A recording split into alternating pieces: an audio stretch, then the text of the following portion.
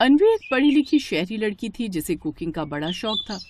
अन्वी हमेशा बढ़िया बढ़िया तरीके का खाना बनाती थी। वो खुद तो चटोरी थी ही, इसलिए कोई ना कोई डिश यूट्यूब पर देखकर ट्राई करती रहती। लेकिन अन्वी की शादी जिस परिवार में हुई वो बड़ा ही साधारण था। अन्वी के सास ससुर थोड़े पुराने और देसी ख्यालातों वाले थे। उसके ससुराल में उसके सास ससुर और ननद थी। अन्वी ने आते ही घर की जिम्मेदारियों को अच्छे से संभाल लिया। ये देखिए माँ जी, आज मैंने आप सबके लिए मलाई चाप और नान बनाई है, वो भी ढेर सारी मलाई डालकर। क्या मलाई? तूने मलाई कहाँ से ली? फ्रिज में जो रखी थी, और कहाँ से? अरे मेरी माँ, वो मैंने घी बनाने के लिए इकट्ठी की थी। तूने पूरा डब्बा ही उड़ेल दिया। इतने में तो मेरा कितना घी बन जाता। माँ जी, कल की कल देखेंगे, पहले अभी ये तो खाइए और इसका आनंद लीजिए। आनंद? बाकियों का तो पता नहीं भाभी, लेकिन मैं तो आनंद लेने वाली हूँ। पता है क्यों? क्योंकि ये तो मेरी फेवरेट है। थैंक यू ननद जी। अब अन्वी उन सबके साथ बड़े मजे से मलाई चाप और नान खाती है और ये सिलसिला रोज ऐसे ही चलता रहता है। अरे प्रभा, खाना बन गया है तो बहू को बोल जल्दी लगा देगी, फिर सोने से पहले थोड़ी देर टहल भी आऊंगा। वैसे बनाया क्या है खाने में आज? पापा जी, आज मैंने पंजाबी डिश यानी कि दाल मखनी बनाई है, वो भी चुरचुर नान के साथ। बहू, ये चुरचुर और तेरा फुरफुर खाना, रोज रोज अलग अलग तरह का, ये सब खाना पचता नहीं है इस उम्र में। खैर चल ला, खा कर देखते हैं कैसी होती है चुरचुर नान। उस रोज भी वो भारी खाना खा लेते हैं, लेकिन इन सब से अब उनको बड़ी परेशानी होती है। आह जब से बहू इस घर में आई है, इसके हाथों का ये भारी भारी खाना खाकर तो पेट खराब रहने लगा है और एसिडिटी बनने लगी है। सही कह रही हो प्रभा, मुझे भी आजकल खट्टा पानी आता है बार बार। जी चाहता है उल्टी कर दूं।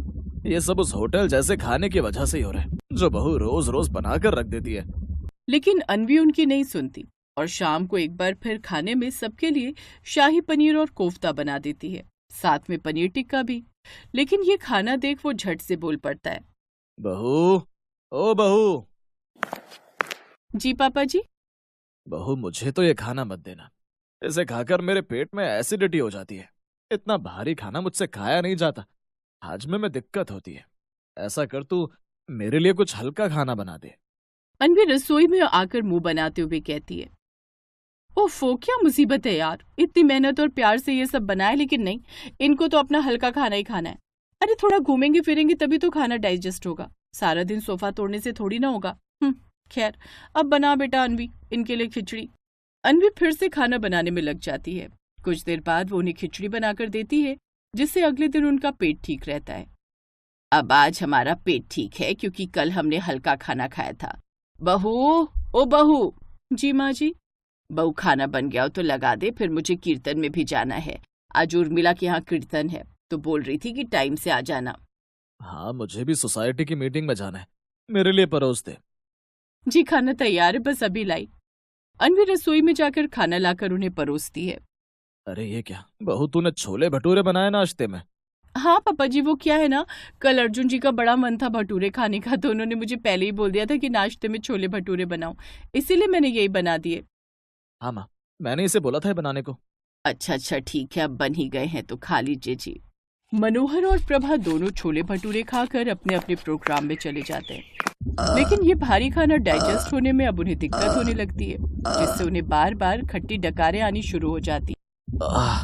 अरे ये क्या, बार बार डकारे। इसीलिए कहा था बहू को कि भारी खाना मत बना, लेकिन ये आजकल के बच्चे सुनते कहाँ हैं। उन्हें तो चाउमीन, पास्ता, छोले भटूरे, शाही पनीर, दाल मखनी, यही सब चाहिए होता है। उधर कीर्तन में बैठी प्रभा देवी भी बार बार खट्टी डकारे लिए जा रही थी। इसी चक्कर में वो कीर्तन खत्म होते ही सीधा घर भाग आई। बहू, ओ बहू, तुझे पहले ही कहा था ये भारी खाना मत बना, लेकिन तू ना अपनी ही करती है। पता है बार बार वहां पर खट्टी डकारे आई जा रही थी। अब से इस घर में ये सब नहीं बनेगा। तू बस दाल, खिचड़ी, दलिया, घिया, रोटी, तोरी की सब्जी, यही सब बना दिया कर।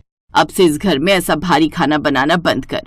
अपने सास ससुर की बात मानकर अब अन्वी डिलीशियस डिशेस छोड़कर सिर्फ हल्का खाना ही बनाती। यार भाभी, ये खाना कौन खाता है? ये सादा खाना है जिसे इंसान खाते हैं। अब से तुम सब यही खाओगे। अब अन्वी भी मुंह लटकाकर कभी घिया तोरी तो कभी खिचड़ी बना देती। धीरे धीरे उसे इन सब की आदत पड़ गई, क्योंकि ये उसके लिए बनाना काफी आसान जो था। पहले उसे तरह तरह के पकवान बनाने में टाइम लगता था, लेकिन अब उसका खाना जल्दी बन जाता। चलो अच्छा है, इससे तो मुझे ही आराम मिल गया। कम से कम अब इतना भारी भारी खाना बनाने के लिए मुझे 2-2 घंटे रसोई में तो नहीं रहना पड़ता। एक रोज उनके यहाँ कुछ मेहमान आते हैं। माँ जी, आज खाने में क्या बनाऊं? वही बना जो हमेशा बनाती है, घिया और रोटी। अन्वी सुनकर चौंक जाती है और रसोई में चली जाती है। कमाल है, अब आए हुए मेहमानों को ये सब कौन खिलाता है? नहीं, मैंने परसों ही यूट्यूब पर नई रेसिपी देखी थी, शाही दाल और पनीर मखनी। आज वही बनाती हूँ, वो भी नान के साथ। इसी बहाने बड़े दिनों बाद हमें भी खाने को मिल जाएगा ऐसा खाना। अन्वी शाही दाल और पनीर मखनी बनाने की तैयारी करने लगती है। वो शाही दाल के लिए उड़द की दाल और चने की दाल को धीमी आंच पर पकाकर मखनी, काजू का पेस्ट और मलाई मिलाकर शाही दाल बना डालती है। फिर वो पनीर मखनी बनाने की तैयारी करने लगी। उसने पनीर के टुकड़े टमाटर की ग्रेवी में डुबोकर उसमें ढेर सारा मक्खन, कसूरी मेथी मिला ली। फिर सब मसाले मिक्स करके उसमें मिला लिए और बड़ी बढ़िया शाही दाल और पनीर मखनी बनाकर तैयार कर ली। साथ ही नान बनाकर ले आती है, लेकिन इस सब में उसे पूरे 3 घंटे लग जाते हैं।